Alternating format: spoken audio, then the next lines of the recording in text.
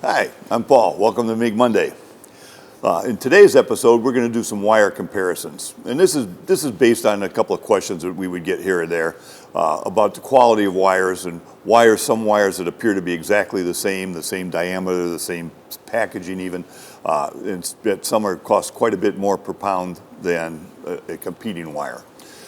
Is there any difference? Does it make a big difference to a home hobby person or just a casual home user if they're going to use what I'll call the high price spread versus the low cost product? So the best way to answer that is to do a comparison, make side-by-side welds.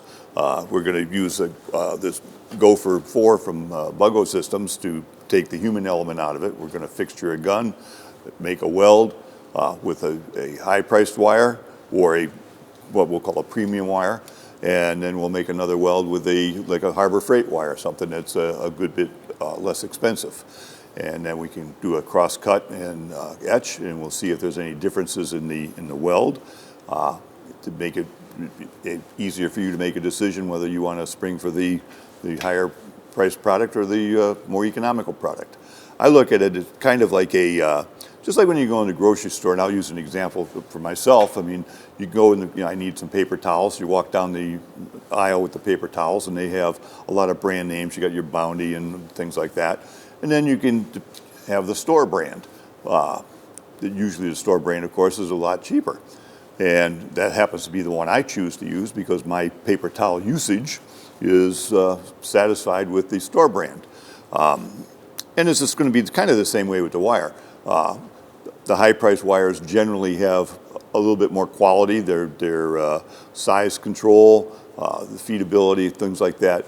For an industrial user, consistency like that is quite important. On the lower cost spectrum, the home hobby person, those little bit of differences are probably not going to make much difference in your day-to-day welding or your hobby or your home repairs.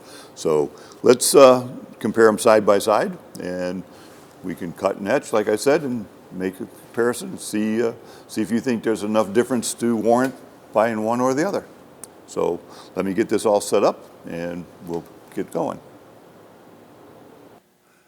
Okay, the first wire we're going to test is the Lincoln ER70S6 wire. It's 0.35 diameter.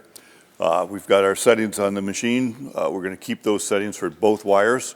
The GO-FER IV that we're using for the mechanized thing to take the human element out is set for 12 inches a minute of travel speed.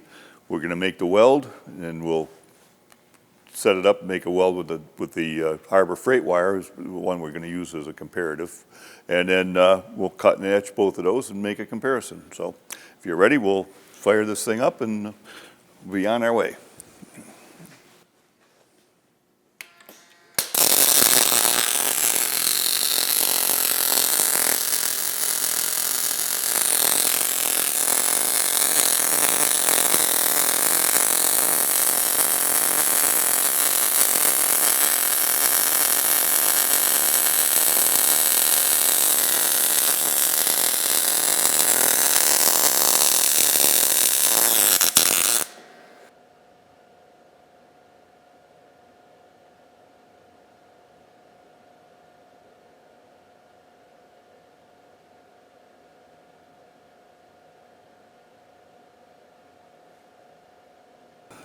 All right, we're ready to make our second weld.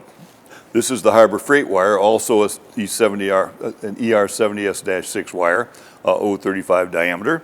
We're going to use the same unit, the same travel speed, 60 inches, or 60 inches a minute, yeah, 12 inches a minute, and we'll compare our two welds. So if we're all ready, here we go.